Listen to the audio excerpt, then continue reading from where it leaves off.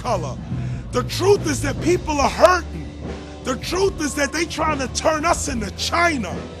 The truth is we're in so much debt that the only way out is revolution or war. So now the question is, what side are you on? I know you already said it, but on the radio, the phone's kind of breaking. But can you do the whole Burger King thing? Well, see, this is the point. I say this often because it's the truth. I start with the fact that everyone is pointing to Barack right now, President Obama, as saying, you got to get the economy together. You got to get the economy together. When in fact, the president has very little to do with the economy.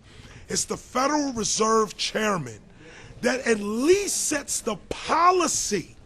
The president can appoint, or the president does appoint the Federal Reserve Chairman, but after that, that's a privately owned company, the Federal Reserve Bank.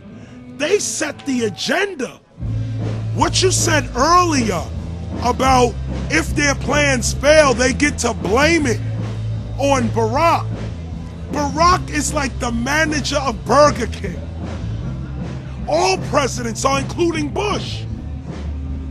It's like this: when your fries are cold, if your burger is not done right, you go back to Burger King, America, or your government, and you say, my burger's cold, I want new fries. The manager comes out. Or first, you go to the cashier, that's the courts. You argue to the courts. The courts, if you can't get no justice with the cashier, you say, let me see the manager. I want to go to the Supreme Court. I want to see the president. The manager comes out. Hi, what can I do for you? Now the manager can override the decisions of the cashier, but you never get to see the franchise owner of Burger King. If you really have a problem with your burger, you need to go see the franchise owner and tell them the actual make of the burger coming out the factory is wrong. What you're sending to all these little operations is wrong. We need to go to the top or to the bottom. We need to go to where the real architecture of government is. And it's not in a president. It's in a global scheme to make the 99% work for the 1%.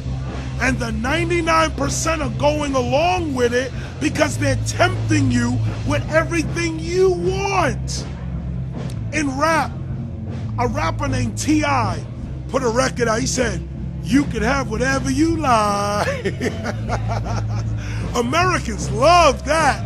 You can have whatever you like. That's the trick. Learn to live simple. They hate it. Learn to say, I'm good, you can keep it. They hate it.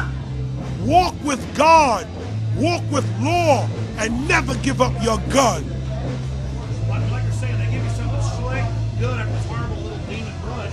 He looks good, he's smart, he says the right things, but then buys the whole agenda, so the devil's slick. The devil is slick because what most people don't realize is that it's God that comes with light and big music and drums and scariness. The devil is very approachable, very well-spoken, very accommodating. You could have whatever you like. God says you gotta work. I'ma stand here. Now come on. God says here's the blessing, work up to it. The devil says you ain't gotta do no work. Here. Don't be tempted and leave the emotionalism out of politics. You know when you should get emotional? When injustice happens. That's when your emotions should rise up. You saw what happened the other day at that BART station in Oakland? The people finally took action. They finally went after him. Yeah. Word? Can you speak to that? I mean, because people think it's like stupid. When I see somebody being violated, it's not even that I'm even a good person. It's like an instinctual level, spiritual level. I know if somebody else can be fucked, it can happen to me. And so that we all are connected. So you speak to that. Go ahead. You know, injustice anywhere is injustice everywhere. Dr. Martin Luther King. For me, I feel the pain of suffering people. I don't know. It's just in me. I don't want to be like the German in Nazi Germany, watching people go off in droves. And because you have a comfortable house, because you got a Mercedes-Benz and you're eating every day, it don't matter. Oh, just go on. When I was very little, I couldn't take it. My mother used to tell me about slavery. And for a long time, I thought I had a slave history. I used to think I came from slavery until I realized that all of America is an immigrant country. We are constantly being refreshed with new people, constantly. Slavery, I put it this way. The only way slavery could have existed in this country for so long, over 300 years, is because people went along with it. The law cannot work unless the citizens go along with it, good or bad. If the citizens stop adhering to their own good laws, they're unprotected. If the citizens stomp out or stop aligning themselves with bad laws, the laws go away. I've heard you quote Frederick Douglass or similar things to what he said about all that power recognizes is power right back. Right. I mean, liberty's not granted, it's taken. It's taken. Liberty is not granted. It's taken.